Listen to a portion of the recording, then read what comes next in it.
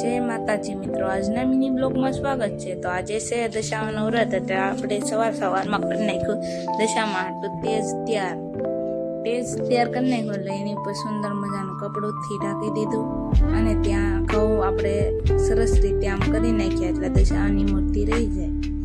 દશામાની સ્થાપના કરવા માટે ઘઉં નીચે નાખી દીધા અને બાજોટ તૈયાર કરવાનો હતો, એટલે આપણે એક પિત્તળની નાની એમથી હેલ લીધી, તેમાં આંબાના પાંદડા અને દોરો બાંધી દીધો। દોરો બાંધીને પછી છે ને આપણે તેને દોરાને તોડી લીધો। પછી આપણે છે કંકુ લીધું અને તેને ચારે પરથી 5 ચાંદલા કરી દીધા। ચાંદલા કરી દીધા એટલે આપણે બાજોટને મૂકી દીધી સ્થાપનામાં નાળિયેરને ત્યાં।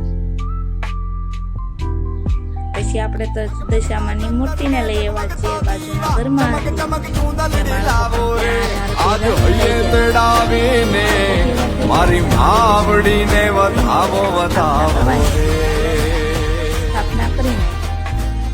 સ્થાપના થઈ ગઈ પછી આપણે દશામાની મૂર્તિ ત્યાં સરસ રીતે સ્થાપના કરી નાખી હતી। એટલે આપણી જે જૂની મૂર્તિ હતી તેને પણ આપણે કલર કરીને તેને પણ ત્યાં બેસાડી દીધા।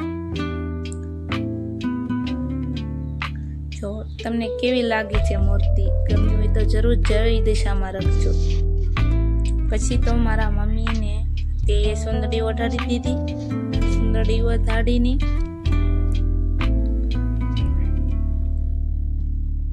પછી આપણા મમ્મી છે એ હાર લાવ્યા હતા, એટલે આપણે તેને દશામાને હાર પણ ચડાવી દીધા। બાળકો આવી ગયા હતા, ભેગા થઈ ગયા હતા, એટલે વાર્તા સાંભળવા।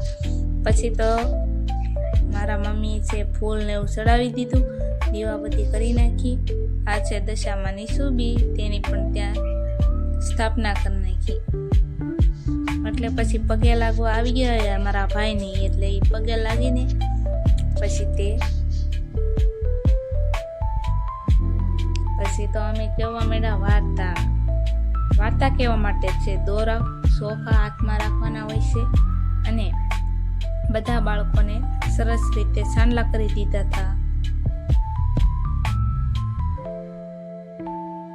મારા મમ્મીએ તો દીવાબત્તી કરી નાખી હતી દશામાની, એટલે ફૂલડા ચડાવી દીધા બાળકો લાવ્યા હતા। એટલે પછી મારા મમ્મીએ બધા છોકરાઓને ચાંદલા કરી દીધા।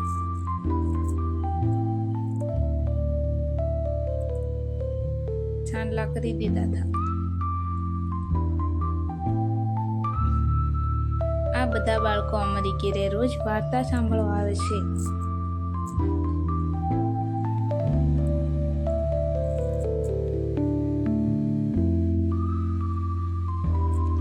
પછી તો આપણે દશામાના સરસ રીતે વાર્તા કહેવા માંડ્યા હતા।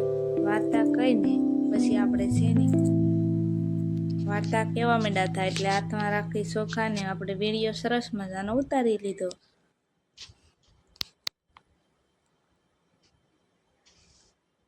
પછી બાળકોને બાંધી દીધા હાથમાં દશામાના દોરા। બધા બાળકો ત્યાં દોરા બાંધી દીધા હતા।